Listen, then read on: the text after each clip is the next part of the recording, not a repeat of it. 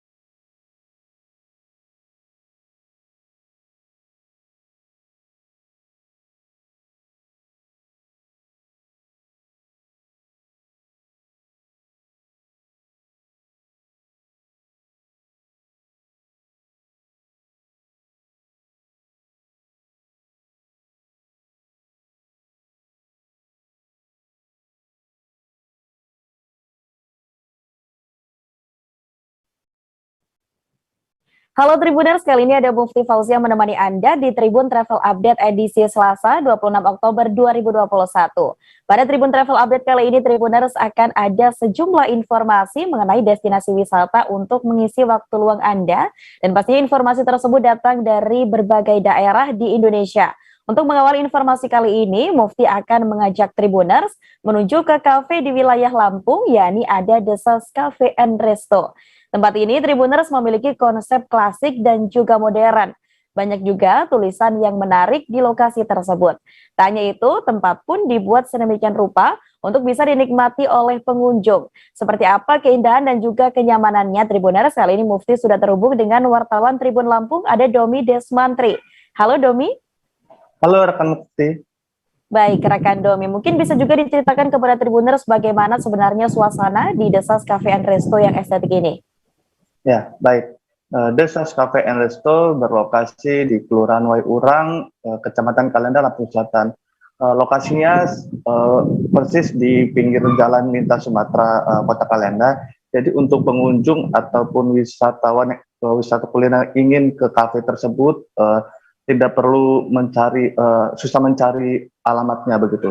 Lalu ketika pengunjung ataupun wisata kuliner yang ingin ke sana, kita langsung dimanjakan dengan berbagai ukiran-ukiran klasik, baik dia ukiran terbuat dari kayu maupun juga lukisan-lukisan pajangan maupun beberapa ornamen-ornamen seperti sepeda ontel dan lainnya yang menambah kesan klasik di kafe tersebut. Lalu di kafe tersebut juga menyediakan nuansa modern seperti itu, menyediakan live musik, lalu juga di dindingnya ditempelkan berbagai ukiran-ukiran, mural maupun juga quotes-quotes pada masa ini gitu. Lalu di kafe tersebut menyediakan VIP room untuk bekerja kantor dan yang ingin mengadakan meeting di tempat tersebut. Ada 2 VIP room atau room meeting yang ada di kafe Desas Cafe dan Resto tersebut. Nah, satu VIP room berisi 100 orang dengan uang sewa sekitar 500.000 per jam. Untuk jam berikutnya mereka memberikan promo potongan harga. Lalu VIP room yang kedua berkapasitas untuk 20 orang. Nah, harga sewa dari VIP room yang kedua atau meeting room yang kedua itu berkapasitas 20 orang dan uang sewanya 100.000 per jam. Berlaku sama, yaitu jam berikutnya mendapatkan promo harga yaitu berupa potongan harga begitu. Nah, keuntungan dari menyewa VIP room di kafe tersebut, pengunjung juga mendapatkan fasilitas seperti ruangan ber-AC, terus ada LCD proyektor dan juga sound system yang dapat digunakan untuk rapat begitu. Baik, Domi. Dan tadi terkait dengan informasi mengenai fasilitas yang ada di sana, lalu mungkin juga bisa diinformasikan, Domi, kepada Tribuners terkait dengan menu apa ini yang cocok dipesan begitu di Desas Cafe and Resto dan harganya bagaimana, Domi? Baik, rekan Mufti. Nah, Desas Cafe and Resto tersebut sangat erat hubungannya dengan keluarga. Jadi pemilihan nama Desas Cafe and Resto itu diambil dari nama keluarga mereka. Dan untuk menu-menu yang ada di sana cukup lengkap begitu, rekan Mufti. Dari menu makanan ringan hingga menu makanan berat. Lalu mereka juga menyediakan coffee shop seperti itu. Namun di dalam kafe tersebut. Nah, untuk makanan ringan yang bisa pengunjung beli di sana seperti kentang goreng, lalu ada burger seperti itu, dan harganya relatif murah, sekitar 15.000 sampai 35.000 per itemnya. Lalu terdapat juga makanan berat seperti nasi, yaitu nasi olahan nasi goreng, lalu juga ada menu ikan seperti gurame bakar dan seafood begitu. Nah, untuk harganya relatif murah juga begitu. Untuk gurame, untuk ikan gurame sekitar 14.000 sampai 13.000 per onsnya. Nah, untuk seafoodnya juga mereka menyediakan harga yang relatif murah, yaitu sekitar 25.000 sampai 45.000 rupiah begitu. Lalu juga ada menu kopi. Mereka menyediakan menu kopi dan juga non kopi. Nah, baik kopi robusta ataupun arabica dengan kisaran harga sekitar 28.000 sampai 35.000, dan juga bagi pecinta bagi pengunjung yang tidak menyukai kopi, mereka menyediakan menu lain selain kopi, baik jus juga maupun coklat atau red velvet seperti itu. Nah, harganya mulai dari 10.000 hingga 30.000 rupiah, begitu. Baik. Baik rekan Domi, dan mungkin jika Tribuners ingin menikmati sajian yang ada di sana dan juga berbagai macam fasilitas yang pastinya tadi sudah disebutkan begitu Domi ya, ini bagaimana rute jika Tribuners ingin menyambangi The Sas Cafe and Resto ini? Baik, The Sas Cafe and Resto ini berlokasi di pusat kota Kalenda, jadi untuk pengunjung atau wisata kuliner yang lokasinya berdekatan dengan kota Kalenda hanya menempuh jarak waktu sekitar 5-10 menit dari pusat kota Kalenda. Namun bila pengunjung atau wisatawan kuliner itu berasal dari Bandar Lampung atau daerah sekitarnya, cukup menempuh waktu sekitar 1,5 jam gitu. Dan kafe tersebut lokasinya sangat berdekatan dengan pusat kota Kalenda dan juga berada di pinggir jalan sehingga pengunjung tidak harus susah mencari alamat dari lokasi kafe tersebut begitu.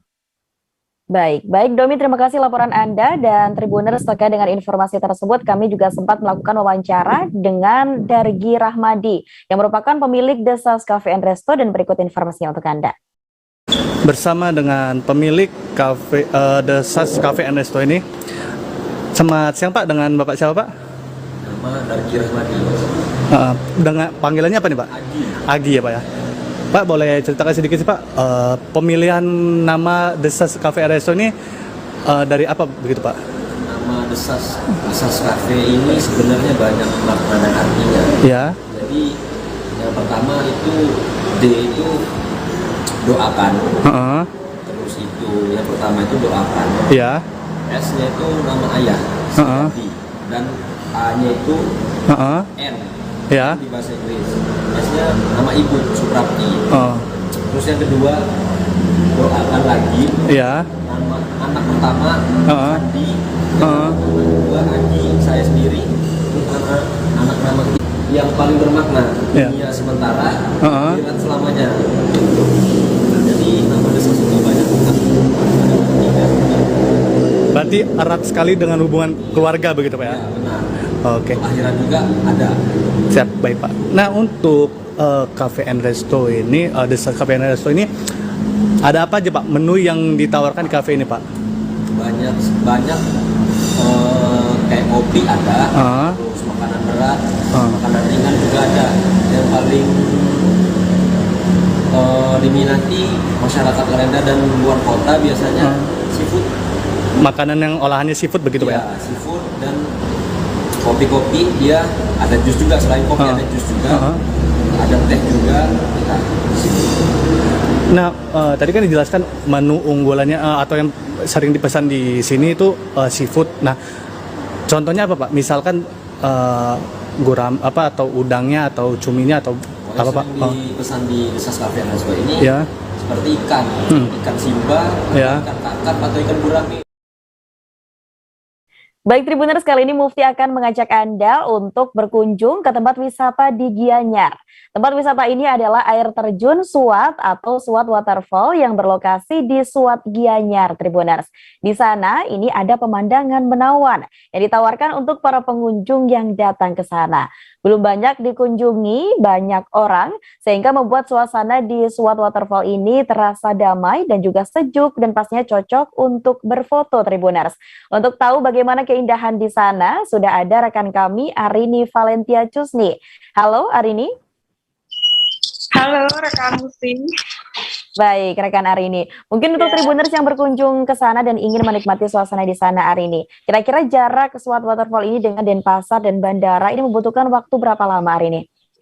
Ya, terima kasih rekan Mufti atas kesempatannya. Jarak antara Suat Waterfall dengan Denpasar sendiri ya, itu sekitar 39 km yang bisa ditempuh dengan waktu sekitar 1,5 jam dari pusat kota Denpasar. Untuk dari Suat Waterfall ke jarak Bandara I Gusti Ngurah Rai sendiri itu sekitar 45 km yang bisa ditempuh dengan waktu sekitar 2 jam. Jadi pengunjung bisa mengakses Suat Waterfall ini bisa dari pusat kota Denpasar maupun bandara. Gitu Mufti. Baik rekan Arini, dan mungkin bisa diceritakan juga kepada Tribuners Arini mengenai akses jalannya ini bagaimana? Oke, untuk akses jalan menuju Swat Waterfall ini sendiri sudah bagus ya Mufti, karena bagi para pengunjung yang ingin berpergian gitu ya ke Swat Waterfall ini bisa mengakses dua jalan, yaitu lewat Ubud, Gianyar, atau bisa lewat Jalan Profesor Ida Bagus Mantra. Waktu itu kami Tribun Bali melewati Jalan Profesor Ida Bagus Mantra itu jalannya sudah bagus, beraspal, lalu kami mengakses Swat Waterfall itu ke Gianyar gitu ya, ke kawasan Gianyar Bali, itu semuanya sudah beraspal, terus juga bis, travel, maupun mobil, itu bisa mengakses langsung ke Swat Waterfall, karena memang selain jalannya sudah bagus, aksesnya juga sudah diperbagi oleh kawasan itu ya. Tempat Swat Waterfall ini juga ramah untuk dikunjungi gitu, Mufti. Baik rekan Arini. Dan mungkin jika ingin menikmati keindahan di sana, untuk Tribuners yang ingin masuk ke sana, kira-kira harga tiket berapa dan fasilitas yang didapatkan apa ini Arini? Oke, terima kasih Mufti. Untuk tiketnya sendiri itu terdapat dua pilihan ya, yaitu untuk anak-anak itu Rp10.000 dan untuk dewasa Rp15.000. Dengan harga segitu, pengunjung bisa mendapatkan fasilitas yang lengkap, salah satunya selain fasilitas umum seperti toilet, di sana juga terdapat minibar atau pedagang yang berjualan gitu ya. Terus habis itu ada shower untuk kita setelah berenang, dan juga di sana disediakan tour guide gitu Mufti. Untuk diketahui bahwasanya kedalaman dari Swat Waterfall ini sekitar 5-7 meter, sehingga pihak Swat Waterfall ini menyediakan tour guide gitu ya untuk pengunjung agar berjaga-jaga gitu kalau semuanya terjadi hal yang tidak diinginkan. Seperti itu Mufti. Baik, dan dari kunjungan Anda hari ini bersama dengan tim, kira-kira kegiatan apa saja ini yang bisa dilakukan di tempat tersebut hari ini? Oke, kegiatan yang bisa dilakukan pastinya selain kita bisa berpiknik bersama keluarga gitu ya, kita bisa berenang atau menyusuri sungai Mufti. Di sana juga kita disediakan rakit yang sudah include dengan harga tiketnya. Jadi pengunjung bisa menyusuri sungai, menaiki rakit seperti itu. Dan juga waktu kami ke sana ya, itu terdapat beberapa kayak sekelompok orang gitu ya, maksud saya sedang berpiknik, bisa juga kayak mengadakan bakar-bakaran ikan gitu, tetapi kebanyakan yang saya lihat waktu di sana kegiatannya itu kebanyakan mereka lagi kayak berenang, menyusuri sungai seperti itu sih Mufti. Baik Arini, baik terima kasih atas laporan Anda Arini, kami tunggu laporan Anda selanjutnya dan selamat bertugas kembali Arini. Baik Tribuners, menuju ke informasi selanjutnya. Untuk Tribuners yang ingin merayakan Halloween dengan cara yang berbeda bisa datang ke Mall of Indonesia, Kelapa Gading. Di sana ada wahana rumah hantu pertama di Indonesia yang dibuat secara drive-thru Tribuner. Dan Mall of Indonesia ini tengah menggelar wahana rumah hantu bertajuk Terowongan Casablanca.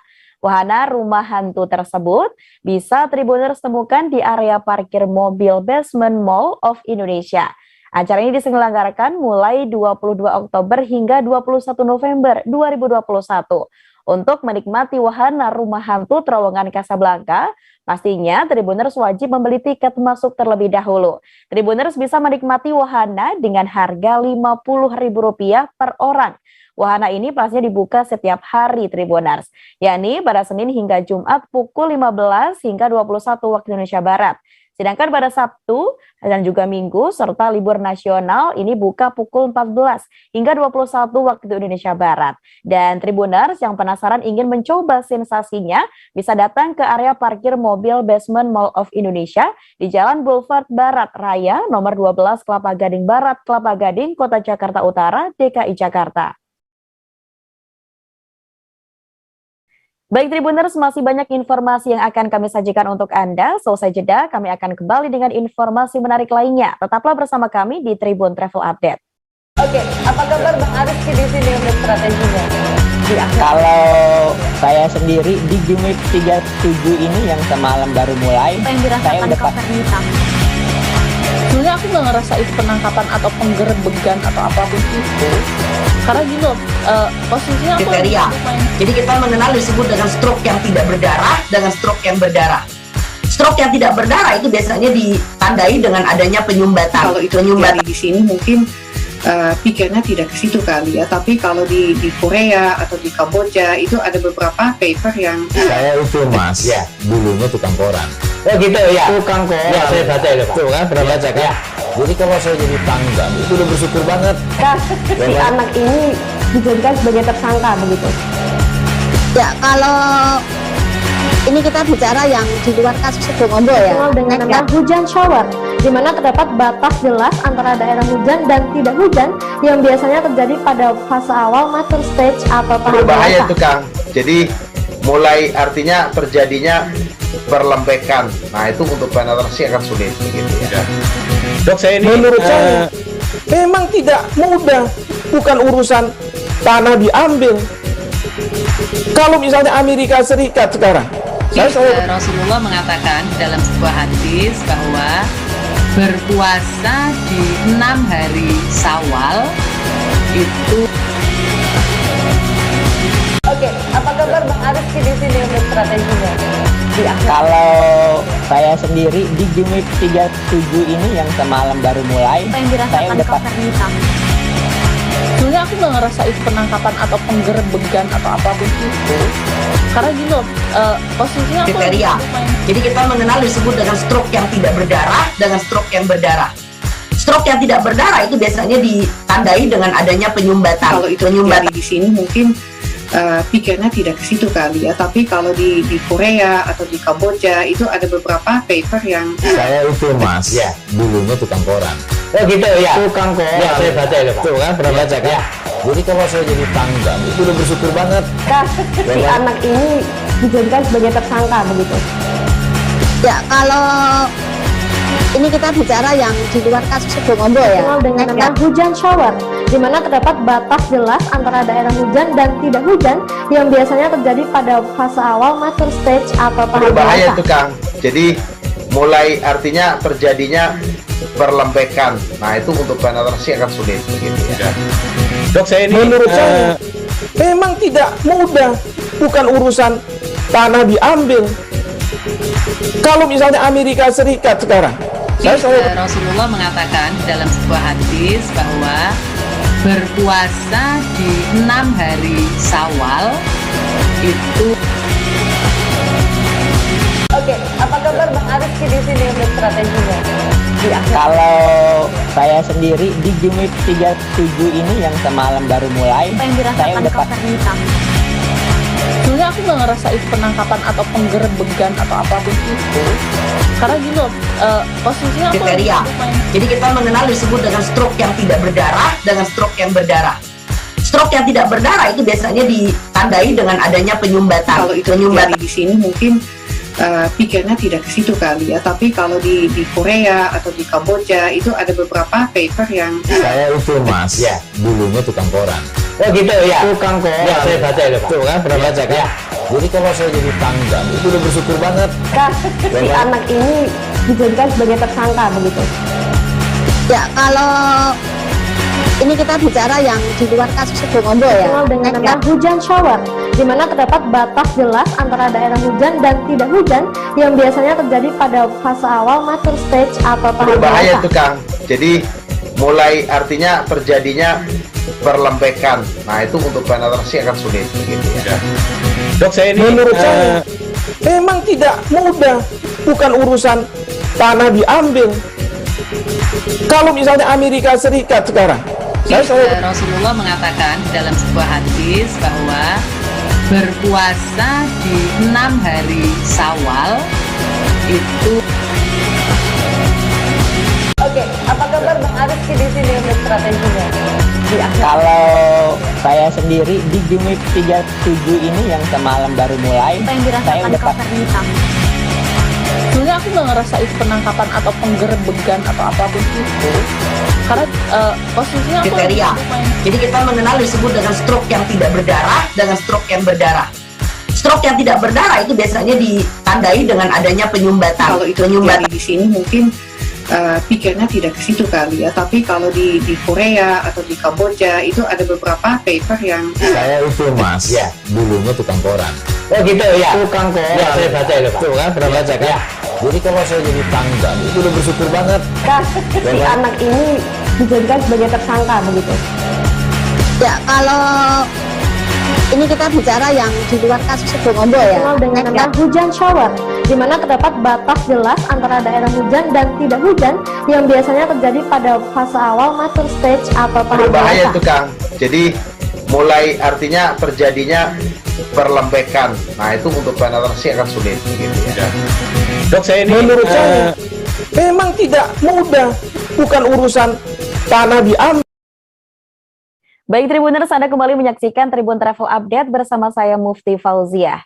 Tribuners, tak perlu ke Amerika Serikat untuk merasakan nuansa di sana Tribuners.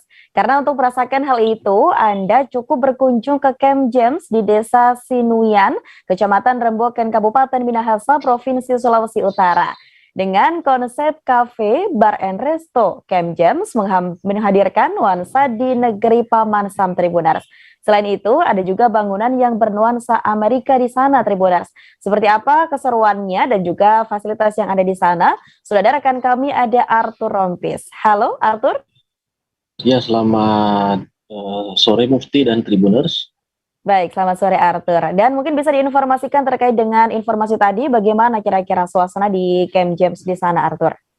Ya, rekan Mufti dan Tribuners, Camp James itu dia terletak di Desa Sinuyan di Kecamatan Remboken, Kabupaten Minahasa, Provinsi Sulawesi Utara.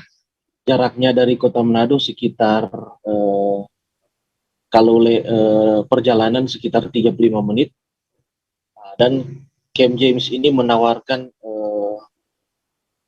American style di dalam objek wisata tersebut. Jadi di sana terdapat gedung-gedung bernuansa Amerika yang dinamakan dengan nama-nama sesuai dengan nama-nama negara bagian di Amerika Serikat.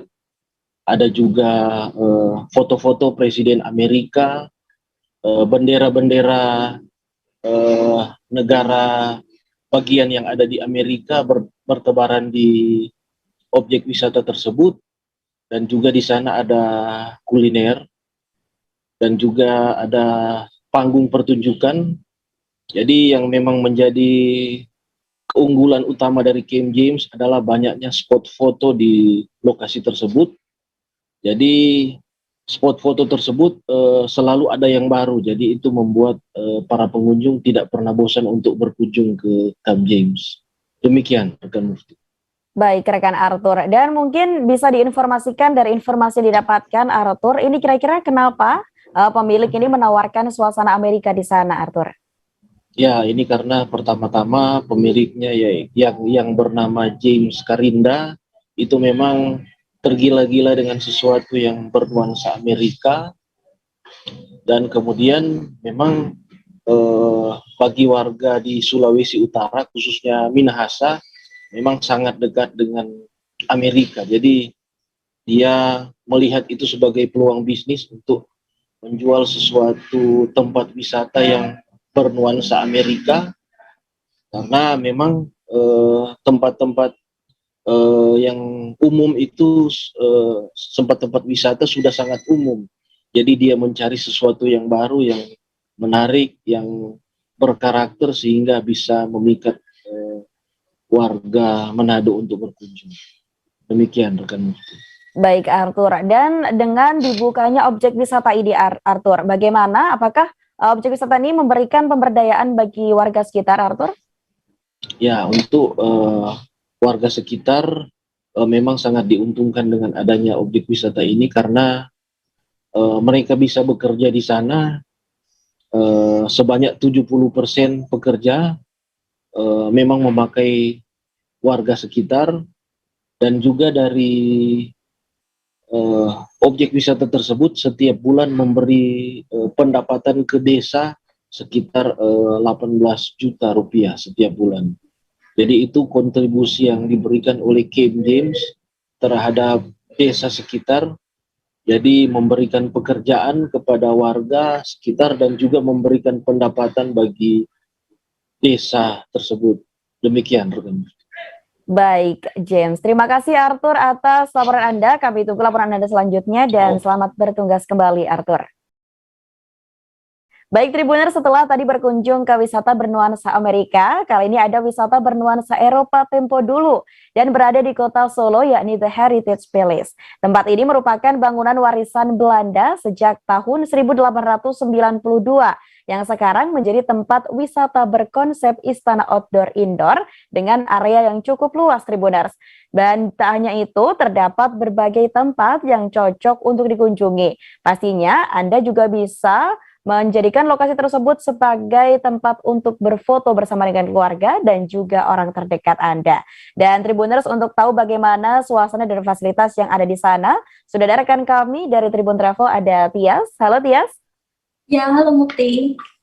Baik, Tias mungkin bisa diinformasikan kepada Tribuners terkait dengan lokasi wisata tersebut di mana, Tias? Ya, jadi Heritage Palace ini lokasinya ada di Jalan Permata Raya, Duku Tegal Mulyo, Pabelan, Kartasura, Jawa Tengah. Sekitar 10 km dari kota Solo, dari pusat kota Solo. Jadi nggak jauh-jauh banget lah dari pusat kota Solo. Baik, Tias. Untuk berdirinya ini kira-kira sejak kapan wisata ini dibuka kembali untuk wisatawan setelah kemarin dikabarkan sempat tutup, Tias? Ya, jadi setelah PPKM level 4, selama PPKM level 4 kemarin, The Heritage Palace ini sempat tutup dan udah mulai dibuka lagi kemarin mulai 7 Oktober. Dan ini udah mulai rame banget sih di sana. Baik, Tias. Dan jika Tribuners berkunjung ke sana terutama di wilayah Solo dan sekitarnya, ini kira-kira apa yang menarik dan disajikan di sana, Tias? Ya, jadi sesuai namanya, Heritage Palace ini merupakan bukan cuma sekedar tempat wisata aja, tapi juga dia warisan budaya dari zaman Belanda sejak tahun 1920-an, dan sekarang diubah jadi tempat wisata berkonsep outdoor-indoor yang areanya tuh cukup luas dan banyak banget wahana yang ditawarkan di dalamnya. Baik, Tias. Dan mungkin jika ingin menikmati fasilitas di sana, kira-kira di sana tuh ada apa saja dan harga tiket masuknya berapa, Tias? Ya, jadi di dalamnya itu ada museumnya itu ada 2 macam, ada museum transportasi sama museum 3 dimensi, terus ada juga wahana foto-foto untuk foto-foto kayak spot-spot Instagramable gitu, ada yang namanya Omah Kuale atau Rumah Kebalik. Terus ada juga area taman, terus tempat playground anak-anak sama kafe. Baik, Tias. Baik, terima kasih Tias atas laporan Anda. Kami tunggu laporan Anda selanjutnya dan selamat bertugas kembali, Tias. Baik, Tribuners, menuju ke informasi terakhir. Tribuners berwisata ke Bogor, memang tak ada habisnya untuk menikmati di sana ya Tribuners. Jika mungkin Tribuners datang ke sana, Tribuners juga bisa berkunjung ke Cimory Dairyland Puncak. Beralamat di Cipayung, Girang, Megamendung, Bogor, Jawa Barat, wisata ini menawarkan beragam kegiatan menarik untuk berlibur. Hal menarik itu didapatkan lantaran Cimory Dairyland Puncak ini menawarkan konsep liburan dan juga edukasi Tribuners. Wahana yang ditampilkan diantaranya adalah duck pond, ada traktor tour, ada rapid garden, ada pony riding, dan masih banyak lagi Tribuners. Jika mungkin ingin berinteraksi dengan binatang, Tribuners juga bisa mencoba rabbit garden. Di sana terdapat kelinci yang bisa berinteraksi dengan buah hati Anda. Tribuners bisa memberikan makan kelinci secara langsung di rabbit garden. Makanan pun untuk kelinci berupa wortel bisa dibeli di Cimory Dairyland Puncak. Tak hanya itu, ada juga duck pit. Di sana, Tribuners ini bisa menjumpai berbagai dan juga banyak bebek yang berenang. Selain itu, traveler juga bisa memberikan makanan dan berinteraksi langsung dengan bebek-bebek tersebut dengan cara mengikuti program feeding duck yang ada di sana, Tribuners. Baiklah Tribuners, informasi tersebut sekaligus mengakhiri perjumpaan kita pada Tribun Travel Update kali ini. Nantikan informasi selanjutnya hanya di Tribun News dan jangan lupa untuk terus menerapkan protokol kesehatan dimanapun Anda berada. Saya Mufti Fauzia mewakili kru yang bertugas, pamit undur diri, terima kasih dan sampai jumpa. Jangan lupa like, subscribe, dan share ya!